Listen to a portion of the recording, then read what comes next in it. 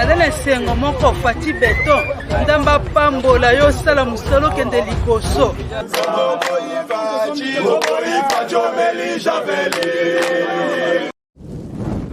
Soit disant, bon, naza licencié, naza docteur en droit, naza docteur en économie, naza gradué, mais bazo yiba, bazo détourner soni.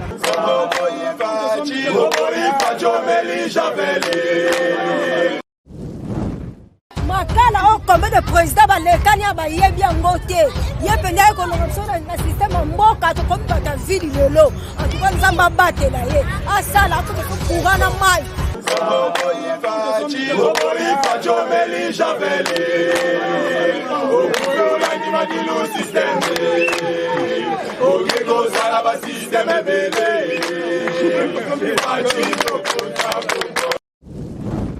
Vous allez qu'on a en direct syndicat télévision, on te peut suivre en mode, les lots pendant qui dit sur le terrain avec vibration. Donc il y a qu'on va penser les belé, tout dans la partie présentielle, tout dans la partie de pêche. Et si quand plutôt qu'on pendant qu'on partage na bande qu'on a biso, balembara toujours qu'on va te pour na maïmatali, mboka na biso Congo, tout ça pendant bon la partie présentielle, tout le monde a des baindiens bazo kufa, ba congolais pardon, des bazo kufa na niveau ya Libana, tout le monde étudiant congolais babomi na Inde. Tout le monde est angolais, puis tout le monde est angolais, puis congolais, puis baza kotikate. Tout le monde a dernièrement des pédas limité, pédas place finance au bateau, car pédas ballon et bilamba bon ils qui pédas catastrophe. Bande collaboration puis congolais, qui prend c'est trop. Faut pas réagir. Tout le monde qui pédas des qui a koinda. Tout le monde ici super na sima ya ko lancer message à moi na mboka le président Aïe. Jean-Marc Aboun, tout le monde est gentil ngoblement na mboka mbaka la kibiso pe à lobby. Bakater ekoya solo les gens na ba chinois au bazo ya na ba matériel pour na komanda ko lancer musala tina kingo peto pe kuna to moni na niveau ya IGF Gilles Alingé inspecteur na biso penza za pour na matali mo mboka biso Kongo na toni mwa ba pende zo pesa mwa mbutu na zanga mo te penda na plateau na zana mwana mboka Guilain Chiboba de l'IDPS le barape bien analyste na biso pe munene ya syndicat télévision na ende tozo sembola penda ba question d'actualité. Bonjour Guilain. Bonjour madame la journaliste, bonjour Balanigno sur Tinika TV. En tout cas on est ensemble derrière, humble serviteur, la ministre qui soit santé, mais l'Anzela Nzambe, l'Angola Nzambe, on est toujours là pour débattre de l'actualité politique de l'air. Bonne partie des PS, ça peut évoluer, non,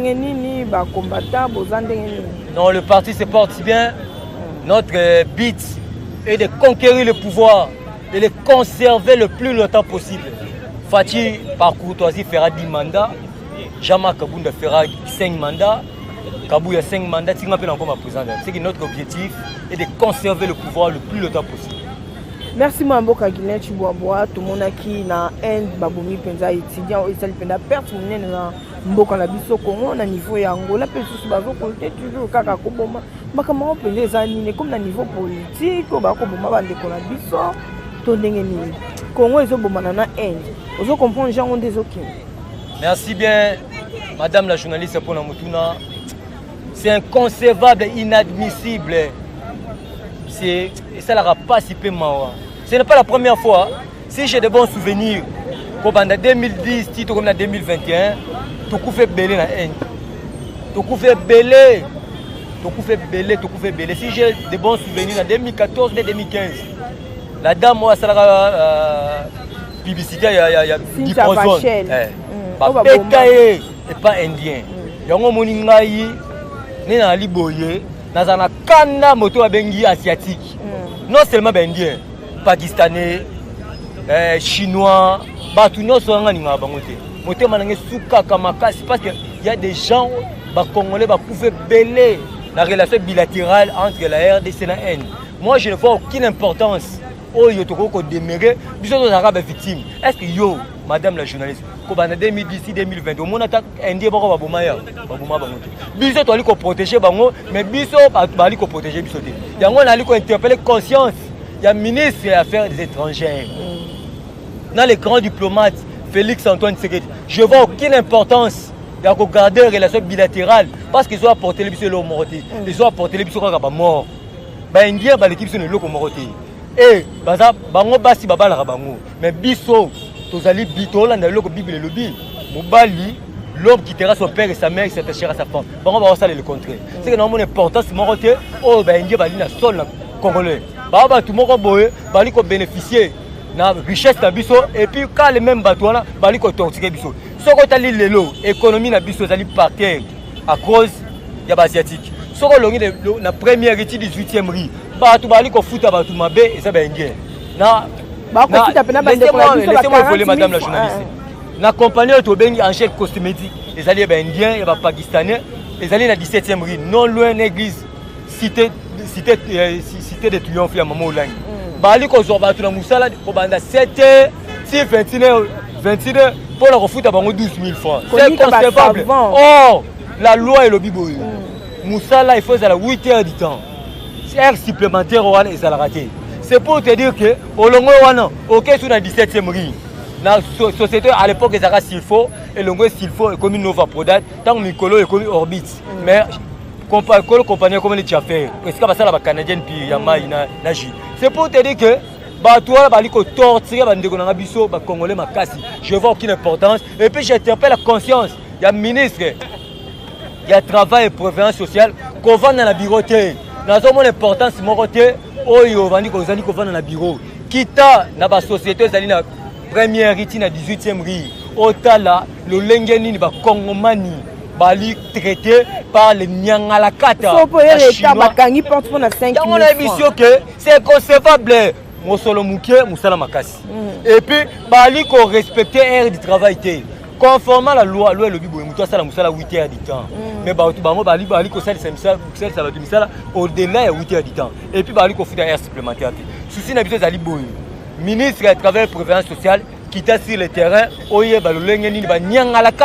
je demande sur le chef de l'État de couper la relation bilatérale entre la République démocratique du Congo et l'Indien. C'est mon importance pour moi.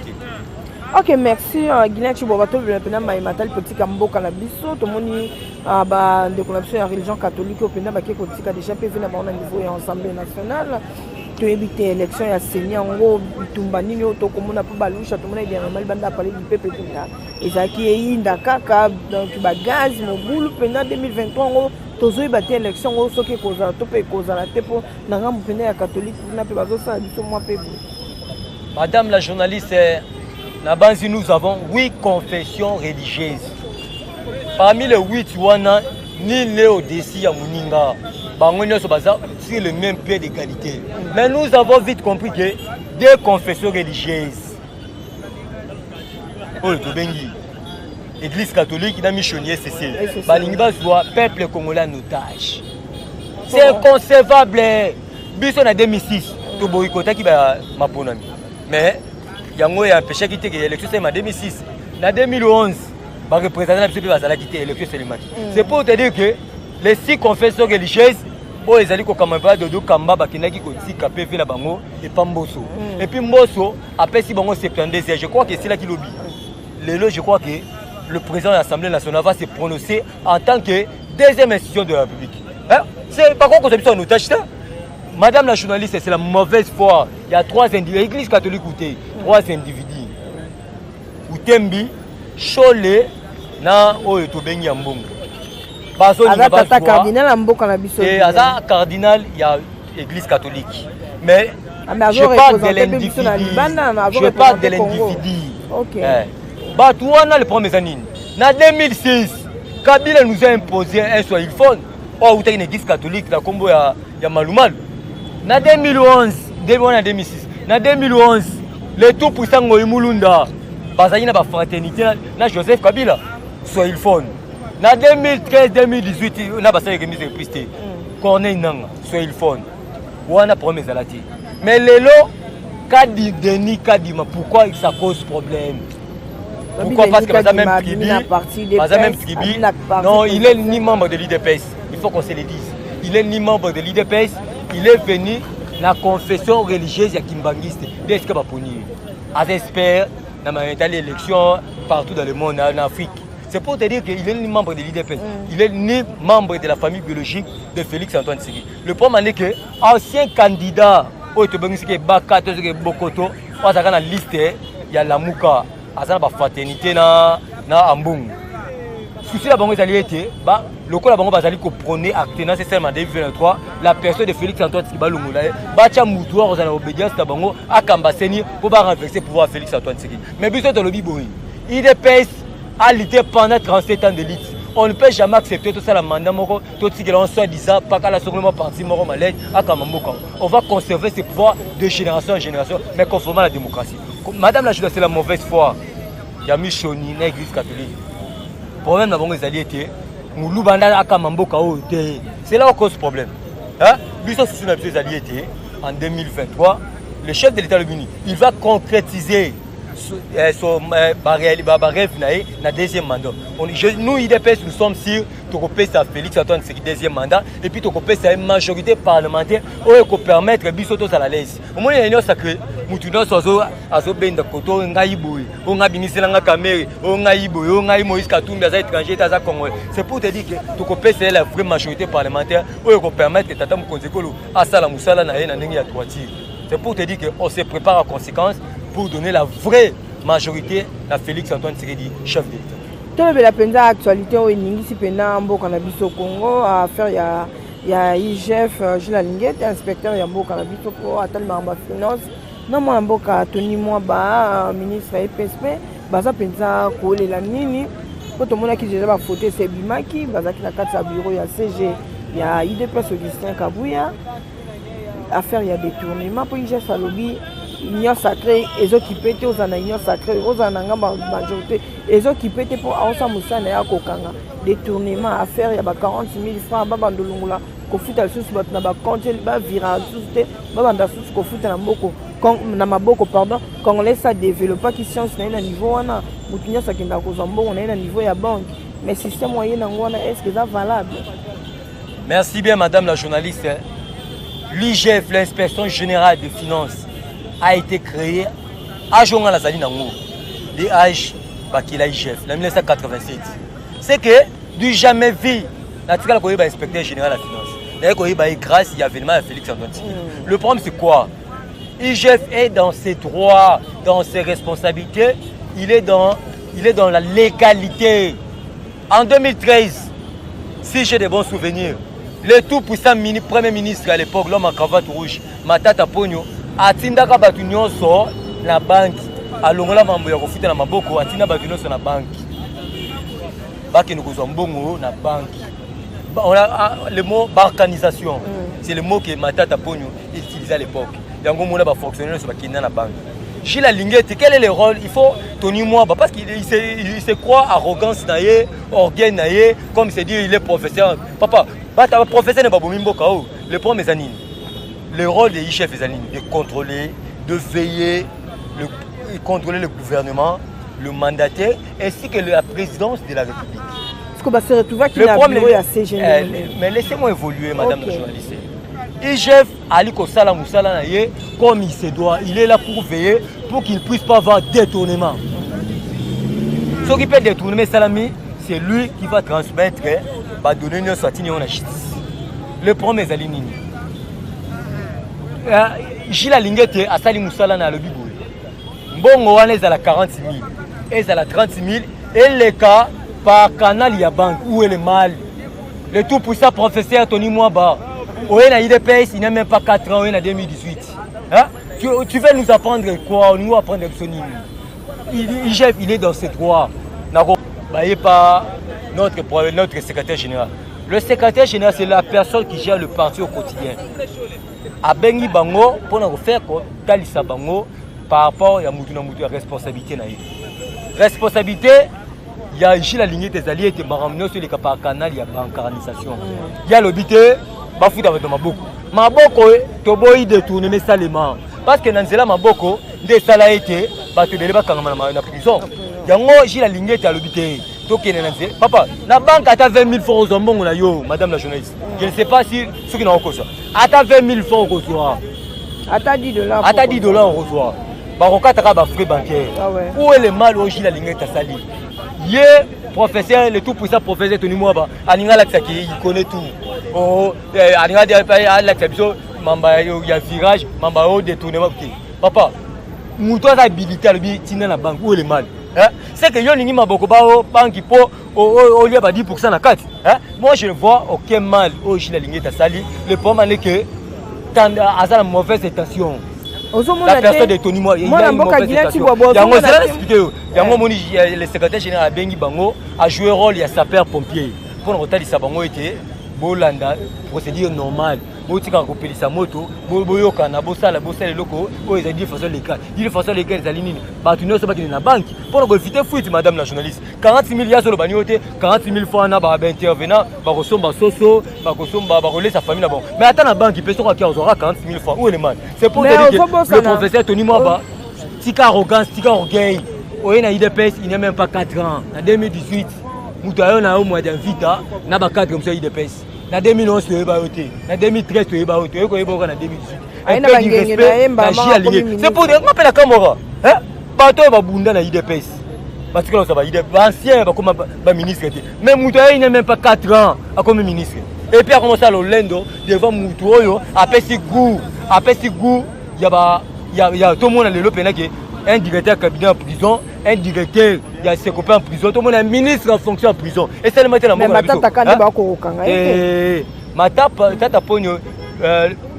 le procureur prêt à couper. Mais laissez-moi évoluer. Alors, comme homme libre.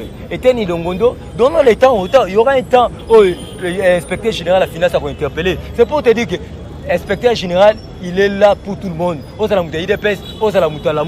Devant la loi, tout le monde est égal. Même à commencer par le président de la République. C'est pour te dire que rôle au secrétaire général à Joaki, ils allaient à sa paire pour la moto. Quand ils savent que responsabilité. Quand ils sont là, quand ça là, ce qu'on signale à bon hôtel, balousa caméra, il y a quoi ils sont là, lito. Là, on a voulu que fil était. Ah, tiens, ce qu'on file, il fallait balouser sa caméra. Et la pile. Le bachiller. Gilles Lingete est dans ses droits. Le tout puissant professeur Tony Mwaba, tika arrogance, tika orgueil. Bato Bomimbo conseil de professeur. Il s'est dit que je suis de Dieu, vous êtes devant un professeur de droit. Il faut tout le monde est égal. On livre personne. Aucun péché reste impuni. On a la Bible. C'est que Moutoumoko Taza au décide de la loi. La loi frappe tout le monde. C'est pour te dire que nous on a peur de personnes. Et c'est les tennis, quand le chef de l'État va instruire à Gilles Lingeti pour la Moutino soit Iba, il a commencé par le cabinet. C'est pour te dire que Bissot on a participé. J'interpelle sur la conscience. Il y a un ministre qui ici, il y a IDPS. Beaucoup de gens qui vont couvrir binoté. Ce qu'on a banni dans la VPM à Celo. Yves. Oh, maman Antoinette Samba, beau travailler conformément à Mibeko Mboka. Ce qui est bimbongo, c'est que devant la loi, tout le monde est égal. On te livre, Tony Mwaba, problème est été à son année dans cela. Or, arrogance, ni orgueil, ni de que ça les kabunga. Tinambongo, allez que le canal, il y a canalisation, il faut permettre intervenant, fonctionnaire, à son bon comme il se doit. Parce que qu'il a déjà la banque. Affaire Yakin Bopeto, tout le monde m'a beaucoup appelé gentiment Gobla lancé, pinza. Ouais, message fort à l'objet qui a Kolobaya, moi n'a beaucoup président, Jama Kaboun, aïe. Il y a eu des pestes, gentiment Gobla finance une qualifiée, à combien à chinois, il y a matériel, il y a tracteur, baba n'a pas mis ça na bango, na capitale, il y a ville à Kinshasa, oh tout le monde a partout, bon photo, pena na bon photo, mboula paye en gros calamine, tes yeux, tes yeux, bah tu tout reçu capitaine là. Merci bien madame la journaliste, Ngobila c'est un sorcier politique. A signé un contrat na mairie à France. Contrat n'est pas. C'est pour te dire que la personne de Chantini Ngobila, c'est une personne qui est au-dessus de la ville pour de Kinshasa, pour éternir l'image de Félix Antoine Tshisekedi, pour éternir l'image et le peuple d'abord.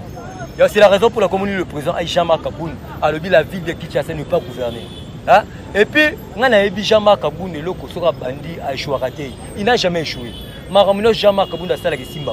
Je crois que d'ici quelques jours à Ngobila, les députés conscients sont élus dans la ville de Kinshasa pour représenter la valeur. On va. Madame la journaliste, nous avons une union sacrée. Nous avons que 12 députés. Nous avons que 12 députés sur 48 députés provinciaux. C'est pour te dire que le problème est Ezali Bouri. ngobila ba longola ba chela biso mutu oyo azo incarner ba valeur ya le peuple d'abord yebisanga Félix Antoine Sekina en 2023 baba mama marcher wana o bateka na baba vendez wana bateka na sandu a présenter bango bilani. C'est pour te dire que diriger le pote de diriger c'est prévoir tant à bomaki sandu qu'est-ce qu'il a prévu. C'est pour te dire que c'est un sanguinaire, c'est un sorcier politique, il est venu à la tête des villes pour de Kinshasa. Ngobila dégage tout le monde important dans la ville pour de Kinshasa.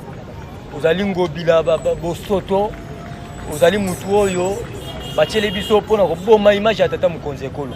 Et on a dit que c'est un député.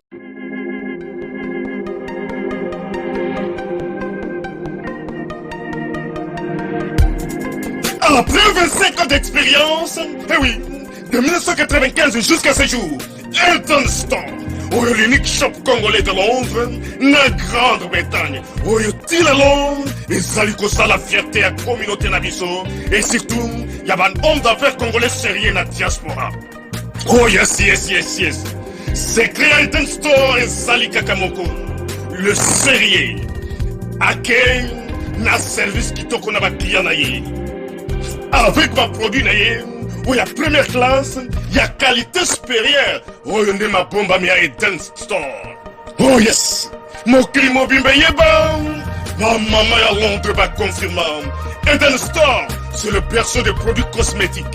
Il y a solo produits originaux. Et yes, les alipes perso, il y a produits alimentaires, naturels et organiques. Au travers de nos produits cosmétiques, Elton Store détient le secret.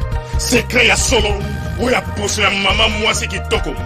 Poso ya moi so penza basali kolula, poso ya moi so mobala kotala ya lembate. Poso so ko tamboli masanga sima. Eh oui, yango ne ba produire zo tekama na kati Elton Store. Na ba produit alimentaire, où ya Elton Store, yango de secret ya cuisine ya maman congolaise. Eh oui, nyonso ko se pensa mobali na yo ezali. Pondu, matembele, ngai, ndole, fumbwa, ndunda, bilembwe, oyo nyonso penza, oyo kobonga pona cuisine na ezali. Oh yes. Olingi mobali na yo asepela na yo libela na libela. Olingi mobali na yo atalaka yo lokola mwasi azali kolula sika. Oh yes. Olingi mobali na asisa biloko nyonso tielaka ye na mesa. Secret ezali kaka moko. Elton Store.